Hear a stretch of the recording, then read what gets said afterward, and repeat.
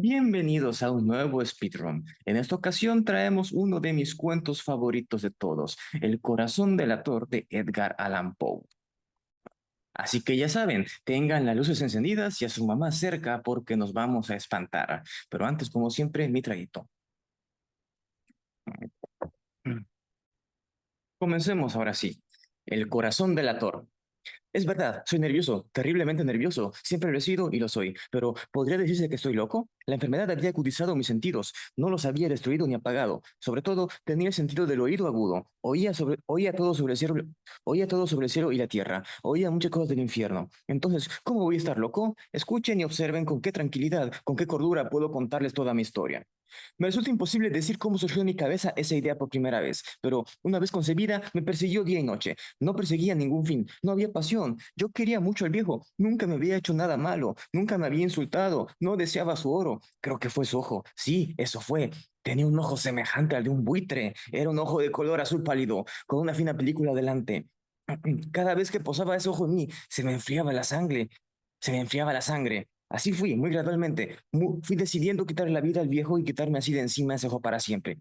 Pues bien, así fue. Usted creerá que estoy loco. Los locos no saben nada, pero debería haberme visto. Debería usted haber visto con qué sabiduría procedí, con qué cuidado, con qué previsión, con qué disimulo me puse a trabajar. Nunca había sido tan amable con el viejo como la semana antes de matarlo. Y cada noche, cerca de medianoche, yo hacía girar el picaporte de su puerta y la abría con mucho cuidado. Y después, cuando la había abierto lo suficiente como para pasar la cabeza, levantaba una linterna cerrada, completamente cerrada, de modo que no se viera ninguna luz, y tras ella pasaba la cabeza. ¿Cómo se habría reído usted si hubiera visto con qué astucia pasaba la cabeza? La movía muy despacio, muy lentamente, para no molestar el sueño del viejo. Me llevaba una hora meter toda la cabeza por esa abertura hasta donde podía verlo dormir sobre su cama. Ah, ¿podría un loco actuar con tanta prudencia? Y luego, cuando mi cabeza estaba bien dentro de la habitación, abría la linterna con cautela, con mucho cuidado, porque las bisagras hacían ruido, hasta que un solo rayo de luz cayera sobre el ojo de buitre.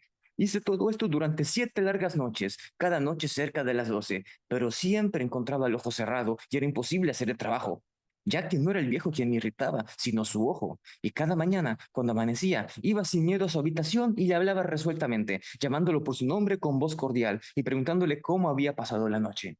Por tanto, verá usted que tendría que haber sido un viejo muy astuto para sospechar que cada noche, a las 12, yo iba a mirarlo mientras dormía. La octava noche, fui más cuidadoso cuando abrí la puerta. El minutero de un reloj de pulsera se mueve más rápido de lo que se movía mi mano. Nunca antes había sentido el alcance de mi fuerza, de mi sagacidad. Casi no podía contener mis sentimientos de triunfo al pensar que estaba abriendo la puerta, poco a poco, y él ni soñaba con el secreto de mis acciones e ideas. Me reí entre dientes ante esta idea, y tal vez me oyó, porque se movió en la cama, de repente, como sobresaltado. Pensará usted que retrocedí, pero no fue así. Su habitación estaba tan negra como la noche más cerrada, ya que él cerraba las persianas por miedo a que entraran ladrones. Entonces sabía que no me vería abrir la puerta y seguí empujando suavemente, suavemente. Ya había introducido la cabeza y estaba por abrir la linterna, cuando mi pulgar resbaló en el cierre metálico y el viejo se incorporó en la cama, gritando: ¿Quién está ahí? Me quedé quieto y no dije nada. Durante una hora entera no moví ni un músculo, y mientras tanto no oí que volviera a acostarse en la cama. Aún estaba sentado, escuchando como había hecho yo mismo, noche tras noche, escuchando los relojes de la muerte en la pared. Oí de pronto un quejido y supe que era el quejido del terror mortal. No era un quejido de dolor o de tristeza, no, era el sonido ahogado que brota del fondo del alma cuando el espanto la sobrecoge. Yo conocía perfectamente ese sonido. Muchas veces, justo a medianoche, cuando todo el mundo dormía, sufría en mi pecho, profundizando con su terrible eco los terrores que me enloquecían. Digo que lo conocía bien, sabía lo que el viejo sentía y sentí lástima por él, aunque me reí en el fondo de mi corazón. Sabía que él había estado despierto desde el primer débil sonido, cuando se había vuelto en la cama. Sus miedos habían crecido desde entonces. Había estado intentando imaginar que aquel ruido era inofensivo, pero no podía.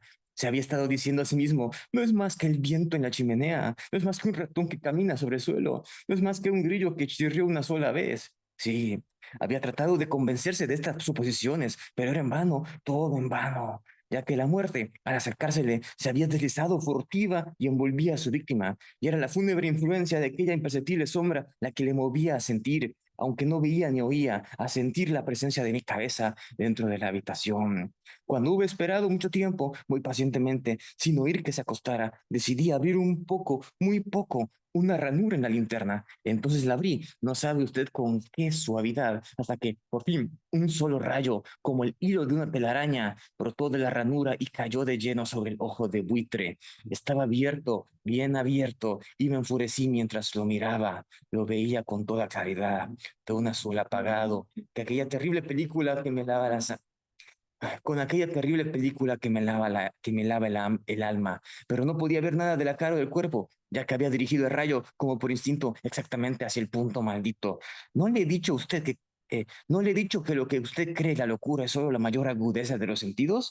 Luego llegó a mis oídos un suave y triste y rápido sonido, como aquel que hace un reloj cuando está envuelto en algodón. Aquel sonido también me era familiar, era el latido del corazón de un viejo. Aumentó mi furia como el redoblar de un tambor estimula al soldado en la batalla.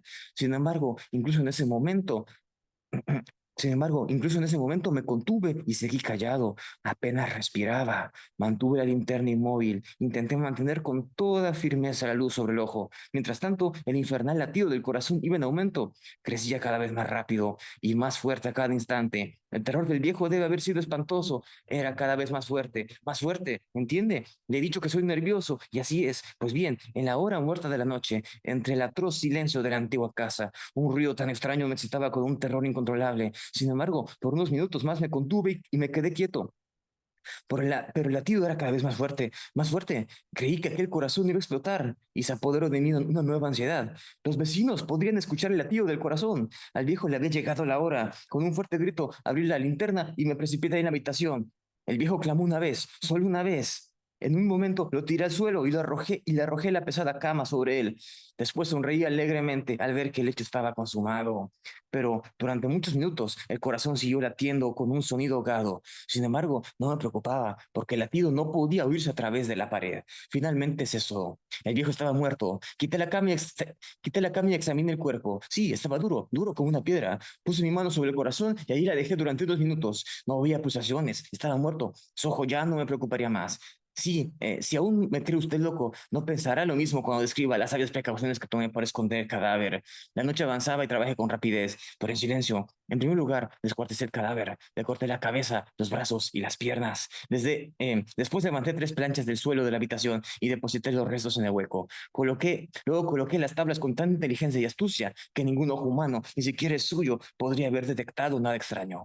No había nada que limpiar, no había manchas de ningún tipo, ni siquiera de sangre. Había sido demasiado precavido para eso. Todo estaba recogido.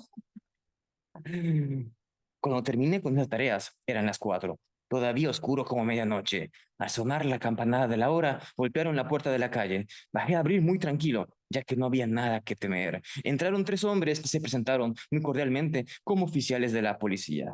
Un vecino había oído un grito durante la noche, por lo cual había sospechas de algún atentado. Se había hecho una denuncia en la policía y ellos, los oficiales, habían sido enviados a registrar el lugar. Sonreí, ya que no había nada que temer. Di la bienvenida a los caballeros. Dije que el alarido había sido producido por mí durante el sueño. Dije que el viejo estaba fuera, en el campo. Llevé a los visitantes por toda la casa. Les dije que registraran bien. Por fin los llevé a su habitación. Les enseñé sus tesoros, seguros e intactos. En el entusiasmo de mi confianza, llevé sillas al cuarto y les dije que descansaran allí, mientras yo, con la salvaje audacia que me daba mi triunfo perfecto, colocaba mi silla sobre el mismo lugar donde reposaba el cadáver de la víctima. Los oficiales se mostraron satisfechos. Mi forma de proceder los había convencido.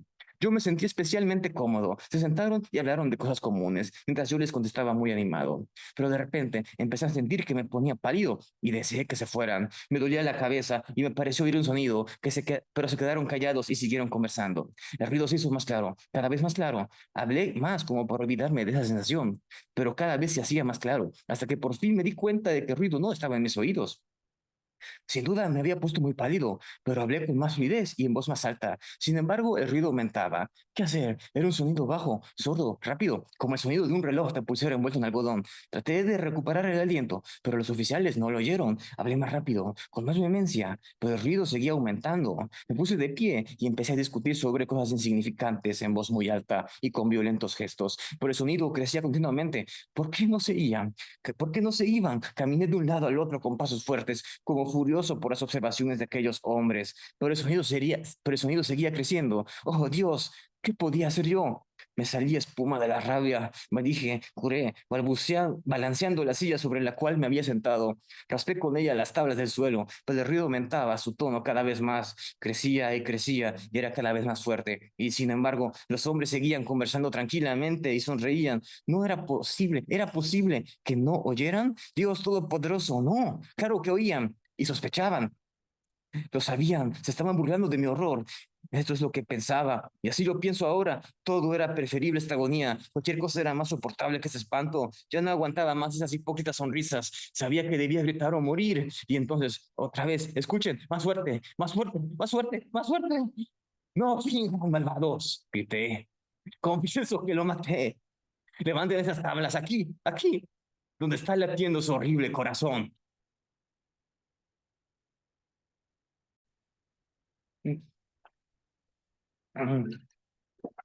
Bueno, eso ha sido todo entonces.